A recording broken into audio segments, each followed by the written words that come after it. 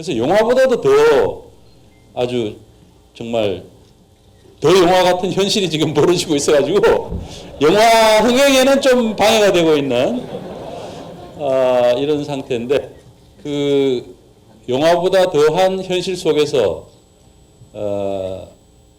정말 주인공으로서 중앙으로 진출하고 계시는 우리 이재명 시장님 모시겠습니다. 이 양반들이 국정원 사람들이 세버도 은근히 또 굉장히 심약해요. 그래가지고 이 영화에 나오면은 이 영화에서 사실 그 대부분이 사실 별로 처벌을 안 받았어요. 선고 유예 받고 뭐 이랬으니까 국정원 직원들이. 근데 이제 한 명 딱 처벌을 받아가지고 실제로 지금 이제 김보현 과장이라는 사람은 뭐가 된 거예요? 지금 이제 깜빵에 있죠 아직도. 예, 출입경 기록 위조한 사람. 위조했다고. 위조한 사람은 깜빵에 있습니다. 얼마나 깜빵에 있는데 그 양반이 한 4년 5년 예, 그 정도 받았을 거예요. 한 15년 정도 살려야 되는데. 그 정도 좀 약한 셈이죠. 15년 왜냐하면 한 사람이 한 인생이 한 가족이 다 망가졌잖아요. 그렇죠. 진짜로 인정됐으면 이거 몇 년 살고 영원히 간첩되는 거죠. 아까 김승효 씨인가? 예. 그 양반처럼 되는 거죠. 예. 근데 법원에서 판사가 또 많이 봐줘버려요. 예. 그러니까 이게 이제 우리 사회 전체 문화인데 이 문화가 인권 침해나 국가 권력을 악용한 범죄 행위를 너무 관대하게 보는 경향이 있어요. 이 국가주의적 사고 때문에 그렇죠. 그렇죠. 개인들이 뭐 100만 원 하다못해 뭐 도둑질 슈퍼에 가서 과자 몇 개 훔치고 이런 거 다 실형 보내고 그러거든요. 예. 두 번째 무조건 실형 보내잖아요.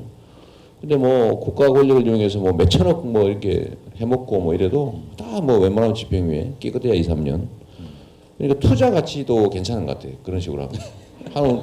그렇잖아요. 그죠? 뭐한 4, 5년 살고 막 한 몇백억 해먹고 평생 떵떵거리고 살고 뭐. 특히 권력을 동반하고 있으면 언제든지 또 권토 중래가 가능하고 그죠? 지금 김진태 저 사람 우리 4, 5년선 동기예요. 아 그래요? 예, 그래. 아니 죽겠어 그냥 말도 못해. 아니 개인적으로 좀 연락하셔가지고 좀 그러지 말라고. 이게 뭐 말이 되겠어요. 제가 보기엔 뭐 거의 뇌손상 상태 같은데. 명예훼손을 고소당하는 거 아니야 이거? 설마 안 그러겠지. 한 가지 제가 좀 이렇게 여쭤보고 싶은데 우리 시장님은 뭐 평소에 국정원 문제에 대해서도 생각도 많이 하시고 실제로 개인적으로 겪으신 일도 좀 많이 겪죠. 제가 좀 있다고 들었는데 저는 우리 가족사에 국정원이 끼어든 게 하나 있고요. 제 허접한 대학 석사 논문도 이 사람들이 뒤지러 다니고. 국정원에서요? 네. 지금도 소송 중이에요. 아 그래요? 국정원이 저한테 관심이 되게 많더라고요. 그래서 미리 얘기해 놓은 게 있죠. 예. 나는 마티즈하고 번개탄 싫어한다. 그거 분명하게 내 밝혀놓는다. 이제 그 얘기도 했는데 제일 첫 번째 제 인생에 끼어든 게 이제 요즘 혹시 여러분 아시죠? 형수 쌍욕 사건이라고. 워낙 유명해서 그냥 아는 척해도 괜찮아요. 다 알고 있으니까. 근데 사람들이 다 모른 척 하더라고요. 저한테는. 뭐 다 아는 걸 내가 다 알고 있는데. 뭐 대충 얘기된 대로 저희 형님이 이제 시정 개입 뭐 공무원들한테 전화하고 자기가 직접 이제 내가 시장 친형인데 이러면서 지시를 해요. 이거 해라 저거 해라. 제가 당선되고 나니까. 그다음 뭐 인사청탁하고 누구는 승진시키고 누구는 징계주고 뭐 이런 얘기도 하고 대학 교수 자리 한번 알아봐라 뭐 이런 거 간부들한테 자꾸 요구하고 그래서 제가 완전히 차단을 했죠. 전화 절대 받지 말고 접촉 금지 이런 걸 했는데 그 과정에서 국정원이 끼어든 거예요. 아 그래요? 네, 국정원이 끼어들어서 결국 그 일 때문에 뭐 이제 어머니를 통해서 나한테 청탁 전화를 하려고 내가 전화를 안 받아버리니까 어머님 집에 몇 년 만에 찾아가가지고 이재명한테 전화해라 이래가지고 어머니가 전화 안 해주니까 근데 상황을 다 하니까 뭐 죽인다 뭐 불질러 죽인다 뭐 집에 불사진다 이래가지고 결국 어머니가 이제 울고 저한테 전화했죠. 근데 그 후에 이제 그 일이 계속 확대되면서 결국 어머니를 두들겨 팼죠. 두들겨 패고 어머니 뭐 XX를 찢어 죽인다 뭐 칼로 쑤셔 죽인다 이런 얘기를 이렇게 하는 바람에 저하고 말다툼이 벌어졌고 이제 그것도 녹음을 해가지고 그 욕을 내가 한 것처럼 이렇게 지금 이제 깔았죠. 근데 그 과정에서 이제 우리 형님이 자신감을 얻은 게 있습니다. 이재명은 간첩이다. 아, 그래요? 본인이 그게 이제 통진당 사건하고 관계가 있는데 이게 2012년이죠. 그때 국정원의 김 과장이라는 친구가 이제 우리 형님한테 접근을 해가지고 이재명은 9월 30일까지 간첩 30명과 함께 구속된다. 이게 통진당 사건 얘기했던 것 같아요. 그러다 9월 30일에 구속이 안 됐죠, 제가. 그러니까 10월 말까지 이렇게 영장하고 그러다가 하여튼 그 시점에 벌어진 사건들이죠. 아, 예. 그러니까 아니 그 국정원의 과장이 형님한테 접근을 해서 네. 이재명은 30명 간첩과 함께 구속될 것이다라고 9월 이야기한 30일까지. 게 그런 사실이 있어요? 우리 형님 얘기죠. 아, 예. 네, 형님 얘기고 근데 형님은 약간 정신적으로 약간 불안정해서 그걸 다 써요 또 어디다가. 아, 예. 예, 블로그 이런 데다 다 써놨습니다. 그리고 본인이 뭐 이제 국정원에 갔다 오기도 하고 네. 갔다 오는 길에 또 누구하고 얘기하는 얘기도 써놓고 이래서 제가 알죠. 그거 어떻게 알겠어요? 예. 국정원 과장이 왜 시장님 형님과 뭐 만날 이유는 없는 거잖아요. 없는 거죠. 없는데 이제 제가 취임 초기부터 좀 드세게 나갔기 때문에 뭐 그 전부터 저는 의심했던 것 같아요. 국정원은 경기동부연합의 실제 배우 아니냐. 왜냐하면 성남의 경기동부연합이라고 불리는 소위 민주노동당 간부들이 좀 많고 그 사람들이 지역에서 열심히 활동하는 사람들이니까 다 감옥 가면 다 제가 변론했거든요. 아, 예, 예. 아, 그러셨구나. 물어보려면 제가 했으니까. 그러니까 아니 뭐 저는 무조건 구속되고 돈 오는 사람 제가 다 했으니까. 그랬죠. 그러니까 예. 이게 무슨 관계가 있구나라고 생각했던 거고 제가 이제 또 민주노동당하고 후보 단일화 했고 그리고 이제 정책연대 했고 이제 요걸 가지고 저를 종북몰이를 하고 있던 때입니다. 아, 그래. 종북으로 몰고 그러니까 서울신문이 이제 종북으로 몰고 뭐 종편들 막 저기 종북의 자금줄 이재명 뭐 이거 하고 있을 때인데 거기다 형님까지 나선 거죠. 그러니까 형님은 이제 그 말을 믿고 자신을 얻은 거야. 이재명이 같이 맞구나 이렇게 생각하고 자신의 행동을 이제 합리화했죠. 이제 그거 하나 있고 그 다음 또 계속 끼어들어가지고 그 다음에 두 번째 선거가 벌어질 때쯤에는 제가 이 부정부패에 관심이 많아가지고 제가 변호사고 뭐 솔직히 그래도 나름 법대 서울 중앙대 법대 나온 이제 법학사고인데 제가 학력이 뭐 필요하겠어요. 어제 관내에 있는 대학의 야간 대학원에 이제 행정학에 부정부패 연구를 하러 갔어요. 진짜 공부를 하려고. 그래서 결국 마지막에 부정부패에 관한 연구 논문을 썼는데 사실은 이제 논문 안 써도 학위 줍니다. 객관식 시험 30개 그냥 대충 풀면 주는 거예요. 그래서 제가 굳이 논문을 썼죠. 지방정부 부정부패 극복 방안 연구. 제가 근처 공부를 많이 했어요. 근데 그거를 변희재가 연구를 시작한 겁니다. 아, 논문을. 논문을. 안 써도 되는 걸 썼는데 여기 따옴표를 안 친 걸 찾아낸 거예요. 아, 예. 아, 따옴표를. 원래 인문학 논문이란 이 사람이 이렇게 주장하고 저렇게 막고 그 짜집기가 새로운 걸 만들어내는 거잖아요. 인용 안 하는 건 그건 인문학이 아니지. 그러니까 책들은 뒤에다 제가 다 인용한 표시를 다 하고 이런 책 이제 한 열 몇 건 뭐 이렇게 다 봤다. 자료 뭐 논문 다 봤다고 써놓고 그걸 이제 옮기는데 그 따옴표 예를 들면 여기는 이거는 어디서 따온 거 이거는 어디서 따온 거 좀 일부 덜 쓴 게 있어. 솔직히 뭐 내가 사실 정리하는 거니까 요걸 찾아내가지고 이론적으로는 표절이거든요. 따옴표 안 치는 거. 표절이라고 주장을 했는데 거기에 국정원이 또 끼어든 겁니다. 국정원이 끼어서 꼼꼼하네. 꼼꼼한 진짜 꼼꼼해. 국정원이 그거 해가지고 뭐 했냐면 그 대학에 가가지고 가천대죠. 가천대학에 가서 이 논문 달라 그러고 대학에 이 논문을 조사를 하러 다닌 거예요. 근데 그거를 저한테 딱 걸려버렸어. 진짜 할 일도 많은 사람들이 근데 그거 다음에 했고 그 다음에 또 내가 알아보니까 우리 성남시의 인사 예를 들면 누구를 승진시켰냐 승진시킨 사람은 지역이 어디 출신이냐 이걸 국정원이 조사를 하고 다니는 거예요. 그리고 또 알아보니까 이상하다 이거만 한 게 아닌 것 같다. 쭉 뒤져봤더니 성남시의 수익의 내역을 또 조사를 하고 다니는 거예요. 그리고 완전 사찰이네, 사찰. 그러니까 이것만 있냐 했더니 그것도 아니고 인허가 이것도 다 그런 거예요. 인허가 버스 회사에 뭐 면허내 준 거. 그 버스 회사도 버스 노동자들이 만든 회사에 제가 마을버스 면허를 내줬거든요. 개인한테 내준 건 낫잖아, 그죠? 근데 그 회사 조합원들 전원 조사를 하러 다닌 거예요.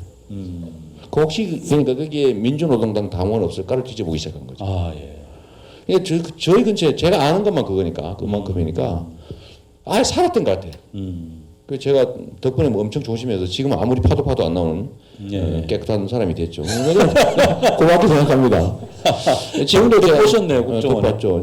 지금도 소송하고 있고요. 그때 그 논문 뭐 사찰한 거 이런 거. 아 그래요. 근데 1심에서 졌어요. 시장님이? 네. 왜요? 그냥 뭐 그런 거 할 수 있대 법원에서. 그러니까 국정원이 그런 일을 할 수도 있다. 그 얘기는 핑계는 통진당 같은 이적 단체를 조사하기 위한 자료 수집이다 이렇게 변명을 하나 했고요. 대학에 대학의 논문을 조사하러 다닌 거는 거짓말을 했죠. 그런 일 없다. 요구한 일 없다. 그냥 지나가는 길에 밥 먹으러 가서 그냥 지나가는 얘기를 물어본 것뿐이다 이렇게 얘기했는데 제가 요새 녹음이 유행이잖아요, 그죠? 근데 이럴 줄 알고 녹음을 해놨거든. 그때 당시에 이 부총장이 대외협력 부총장이 자기 업무가 아닌데 이걸 다루고 있어요. 그래서 제가 그분하고 통화를 했죠. 근데 그분이 다 얘기를 해줬어. 좀 미안하지만 내가 녹음을 해놨죠. 근데 나중에는 그 녹음 내용이 편집된 거다. 조작된 거다 이렇게 주장을 해가지고 1심에 기각됐어요. 그래서 제가 이 원본 파일을 지금 내놓고 이제 고등법원에 재판 다시도 하고 있어요. 그렇군요. 그래서 녹음된 전화기 자체를 제가 통째로 가지고 있어요. 이럴 때를 대비해서. 저도 좀 꼼꼼해요. 가지고 있는데 재판 중이고 하여튼 국정원은 지금도 이런 정치적인 문제에 깊이 개입하고 있는 것 같습니다. 그런 것 같네요. 말씀 들어보니까. 뭘 그리 저를 사랑하나 모르겠어요. 제가 좀 사랑하는 짓을 하네, 그죠? 지금 그러니까 너무 많은 국민들로부터 사랑을 받으시기 때문에 국정원도 사랑하는 거예요. 제가 또 국정원을 심하게 때립니다.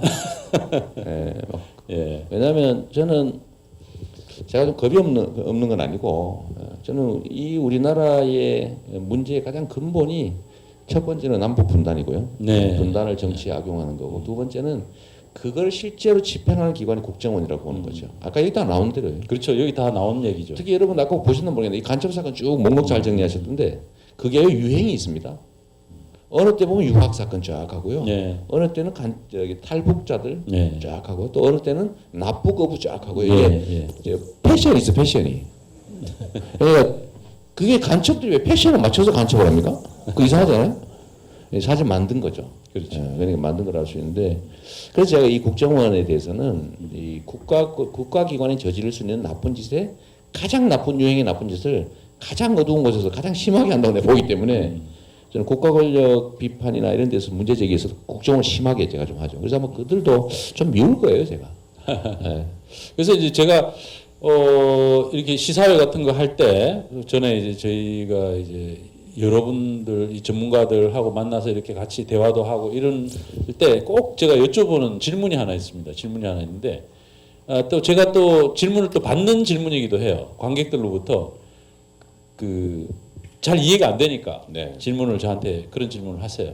그래서 지금 또 여쭤보고 싶은데, 그러니까 이 40년 전에 왜 저렇게 간첩을 만들어서 조작을 했나 하는 거는 이해가 가신다는 거예요. 우리 관객들이 시민들이. 근데 왜 지금까지도 저러고 있느냐 하는 거에 대해서 많은 분들이 도무지 이해가 안 간다 이러시는 분들이 많으시더라고요. 아까 그 통계표에 보면 딱 최근에 빈 기간이 있습니다. 그게 바로 참여정부, 국민정부 시절이죠. 그렇죠. 딱 그 기간에 비어 있습니다. 근데 그때만 간첩이 없었냐? 저들은 또 그렇게 주장하죠. 그때 간첩을 일부러 안 잡았다. 그래서 종북정부다 이렇게 주장해요. 근데 그걸 합리화시키기 위해서 최근에 이제 간첩 조작 사건이 갑자기 나오기 시작합니다. 이 김기춘하고 관계 깊을 수도 있고요. 원래 사람의 행태는 바뀌지 않거든요. 이거 간첩 만들면은 국민들한테 겁주고 권력 기반을 강화하고 보수 단계를 결집시키는데 도움이 된다는 판단하는 사람이 있는 거예요. 그러니까 저짓하는 거죠. 사람들에 대한 애정이 없는 사람들입니다. 저는 우리 여러분들은 보통의 사람들은요 다른 사람 이렇게 꼬집고 이럴 때 미안한 생각이 있거든. 그렇죠. 꼬집을 아프겠다 그러면서 꼬집는 거죠. 아프네요. 이런 생각을 하고 특히 뭐 죽인다든지 없는 죄 만들어서 막 감옥을 보낸다든지 하는 거 보통 사람은 상상도 할 수 없는 일입니다. 근데 이 사람들은요 아무런 양심의 가책이 없어요. 없는 것 같아요. 제가 한참 우리 80년대 대학 다닐 때 들은 얘기인데 똑같은 일을 반복하다 보면요 감각이 없어지거든요. 막 전기로 막 사람 뒤지고 막 물고문하고 이러다가요. 집에 딸내미한테 전화 오는데 그 감기 조심해야 돼. 그리고 어디 이거 났으니까 꼭 먹어라. 그래. 아이고 알았다. 그럼 날 딱 넣어놓고 또 전기를 치죠. 이게 인간이죠. 예, 그걸 이제 겪은 사람 얘기를 들었는데 예. 그것도 라디오 틀어놓고 한다 그러더라고요. 주로. 라디오 사람만 들어도 막 끔찍한 거예요. 그래서 이런 자들이에요. 이런 자들인데 이런 자들에 우리가 기회를 찾아서 만들어서 응징하고 책임 묻고 걷어내야 됩니다. 예. 그래서 좀 인간이 살아있는 사회 꼭 만들어야죠. 아까 말씀하시기를 이제 공소시효를 없애야 된다 이런 말씀하셨는데 그것과 더불어서 이제 국정원이라는 기구는 어떻게 하는 게 좋을까요? 최근에 이제 국정원 또 검찰, 네. 경찰 관련해서 요새 국세청 얘기 좀 잘 안 나오긴 하더라고요. 원래 국세청을 많이 해먹는 건데 저는 그게 제도를 개선하면 되지 않을까. 심하게는 뭐 국정을 없애버리자 이런 얘기도 있고 한데요. 참 불행하게도 말이에요. 제도 아무리 잘 만들어도 운영하는 사람이 엉망진창이면 아무 소용 없습니다. 나라 시스템 아무리 잘 만들어도요. 이 박근혜 같은 사람 뽑아놓으니까 이렇게 돼버리잖아. 요새 그 비아그라 발견돼가지고 막 개망신 뭐 죽겠다고 생각. 아니 나는 할 수도 있다고 생각해. 뭐 그럴 수 있잖아 그 사람이. 그거 개인 돈으로 샀으면 이런 일이 없을 거 아닙니까? 공식적인 돈으로 사서 이 모양이 생긴 건데.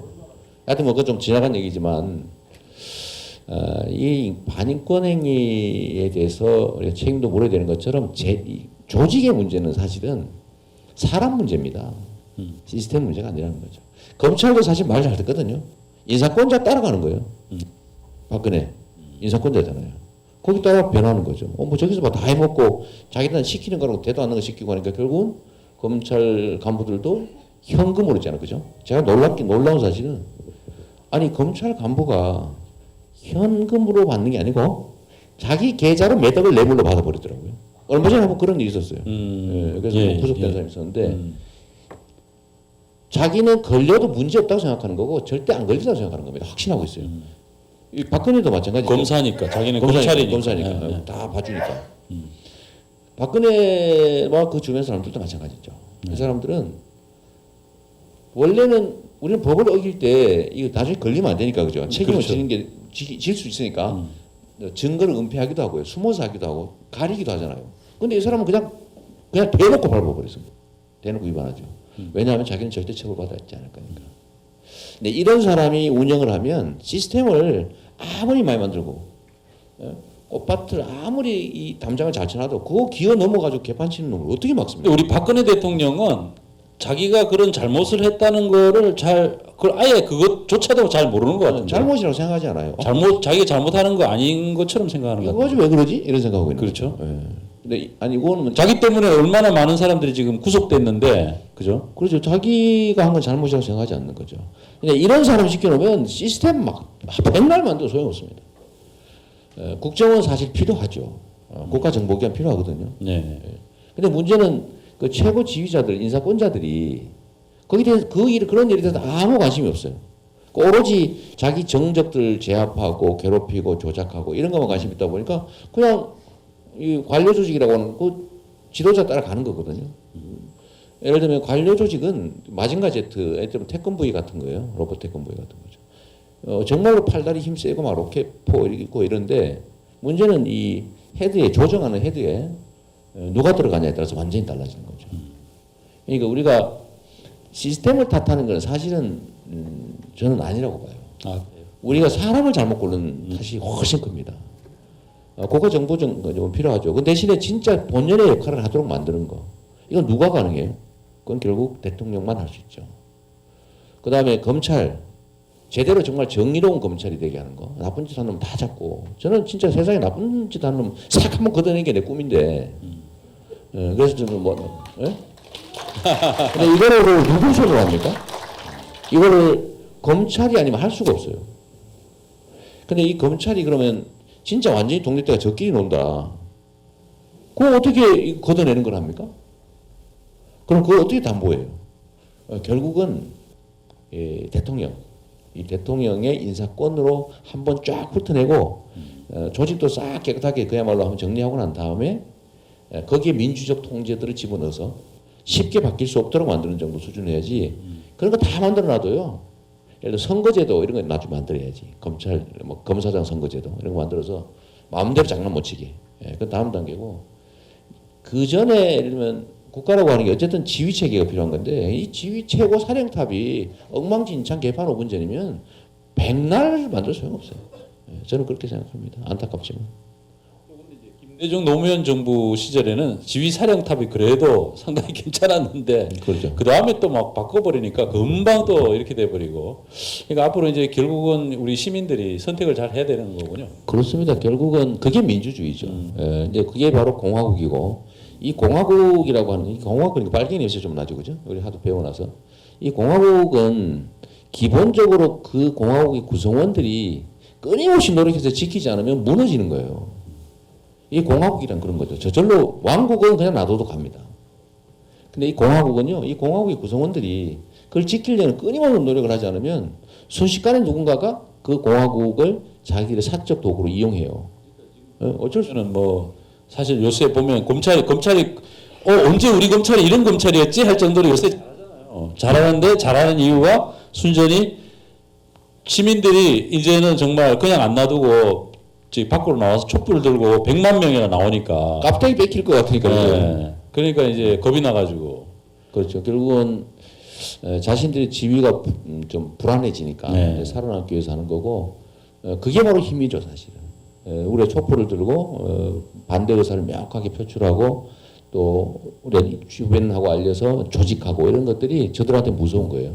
그럴 때 제일 무서워, 저 사람들. 그러니까 요새 지금 시민들이 막 이렇게 나오고 이러니까 요새 국정원도 좀 조용해진 것 같은데. 그러면요. 그죠? 경찰도 얼마나 순해졌어요. 경찰도 뭐 너무 순해진 것 같아요. 엄청 순해졌어요. 아니 뭐 차벽 뭐 이렇게 해놓고 그냥 그 뒤에서 이렇게 가만히 있고 살수차도 어디로 왔는지 없고. 그러니까요. 그러니까 원래 정상적으로 하면 원래 우리 국민들이 그 정도 수준이 돼서 전에도 그냥 그 정도였으면 그 백남기 농민 죽고 그런 일도 없거든요. 그러겠죠. 괜히 두들기 패고 괴롭히고 자극하고 이러다 보니까 결국 사람이 죽고 저는 집회가 격화되는 제일 큰 이유는 경찰의 자극 때문이라고 보는 거예요. 네. 왜냐하면 그래야 진압 명분이 생기고 그러면 권력을 강화해 가지고 국민을 압박할 수 있는 압제할 수 있는 이유가 생기거든요. 네. 그러니까 결국 국민의 몫이다. 네. 잘 뽑아보세요. 대통령 잘 뽑으면 다 해결돼, 사실은. 굉장히 강조하시는 것 같은데. 아니, 이거는, 우리의 삶이 달려있는 정말 목숨 걸어야 될 일인데 너무 심각하게 생각 안 하는 거예요. 우리의 나라, 우리 다음 세대, 우리의 운명을 결정한다는 사실을 심각하게 생각 안 하는 거죠. 정말로 그 짧은 시간 동안 목숨 걸고 뛰고 이러면 정말 우리의 삶 자체가 통째로 바뀐다니까요. 근데 그 생각을 못하는 경우가 많고 또 생각하지 않도록 자꾸 유도하죠. 지금 이번에는 아마 제가 느낄 때는 우리 국민들이 굉장히 심각하게 생각하시는 것 같아요. 네. 정말 이제 나오신 분들이 촛불 딱 들고 이제 정말 이제 많이 묻다 아이가 하면서 이제 더 이상 참을 수 없다. 정말 이번에 확실히 바꾸겠다 하는 의지가 충만한 것 같습니다. 근데 제가 하나 부탁드리고 싶은 게 이런 거죠. 우리 뭐 페이스북 보는 분도 많고 한데 이게 마음하고 행동이 또 다르거든요. 그러니까 주변에 야 이거 진짜 심각하다. 이거 빨리 고쳐야 된다. 이렇게 얘기해봤자 주변 사람 느낌이 없습니다. 근데 사람들의 생각을 바꾸게 하는 건 정보거든요.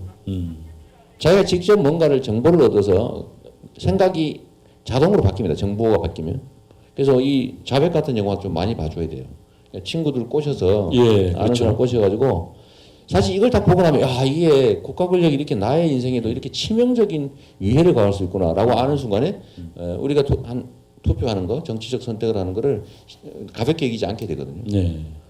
그런데 이걸 교과서로 아무리 가르쳐도 소용이 없습니다. 진짜 직접 보는 게 제일 좋고 직접 없으면 간접적으로 이런 거라도 좀 보고 이런 것들이 곧 실천이죠. 우리의 삶을 지키는 공화국을 지키는. 네. 소위 저는 공화국의 가치를 매우 중요하게 여기는 사람인데 이 민주공화국이라고 하는 걸 만드느라고 말이에요. 정말로 많은 사람들이 죽어갔습니다. 이 세상에 우리가 가지고 있는 자원과 기회 고난, 권력 이런 것들을 특정 소수가 다 독점해가지고 자기들 삶을 개선하고 다른 사람들을 압제하는 데 쓰잖아요. 그렇죠? 그게 역사였는데 그거를 우리 모두의 것으로 만들기 위해서 소위 민주공화국이라고 하는 체제를 만들기 위해서는 지금 정말로 많은 희생을 치렀습니다. 근데 우리는 거기에 직접적으로 치르는 희생은 크지 않죠. 그래서 그런지는 모르겠지만 예를 들어 프랑스 이런 데 말이에요. 얼마나 많은 사람이 죽었습니까? 예, 특히 프랑스나 독일은 나치 부역자들 지금도 잡아쳐버려요. 왜냐하면 공화국을 지키기 위해서 그렇습니다. 나치라고 하는 존재들이 사실 국민에서 선출됐지만 그 위임받은 권력을 이용해가지고 엄청나게 많은 사람을 죽이고 결국 나라를 망쳤죠. 예. 그에 대해서 지금까지도 계속 체육을 함으로써 지금 90몇 살이겠는데 보통 관련자들이 90살 넘었죠. 시간이 많이 지났으니까. 그 자들을 지금도 쫓아다니면서 전 세계를 추적하는 전담팀들이 있어요. 잡아다가 얼마 전에도 보니까 징역 4년인가 먹였다고 잡아다가 신문에 났던데 그런 끊임없는 치열한 노력들이 있지 않으면 지키기 어려운 게 이게 민주공화국입니다. 대한민국도 뭐 사실 해방 이후에 거의 유일하게 민주주의와 경제를 이 정도 수준으로 올려놓은 그런 국가였는데 네. 이게 갑자기 이렇게 후진을 좀 해서 그렇지 그동안 사실 그 희생들이 많았죠 사실. 그럼요. 얼마나 많은 사람이 우리 선배들이 죽었습니까? 많은 희생들을 거쳐서 여기까지 온 건데 정말로 많이 죽었습니다. 예.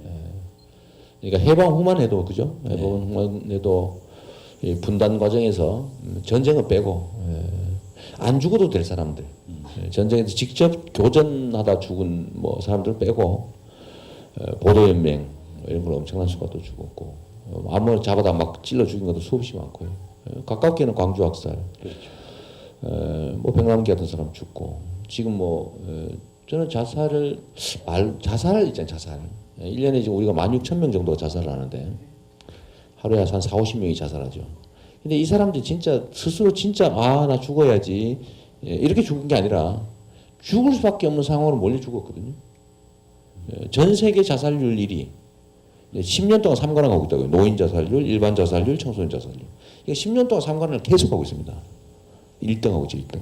근데 이게 과연 그 사람들이 성질이 이상해가지고 죽냐? 아니거든요. 얼마나 많은 사람들이 죽어갔습니까? 그러지 않는 나라 진짜 만들어야지. 네. 그러려면 작은 거 해야 돼, 작은 거. 손가락. 네.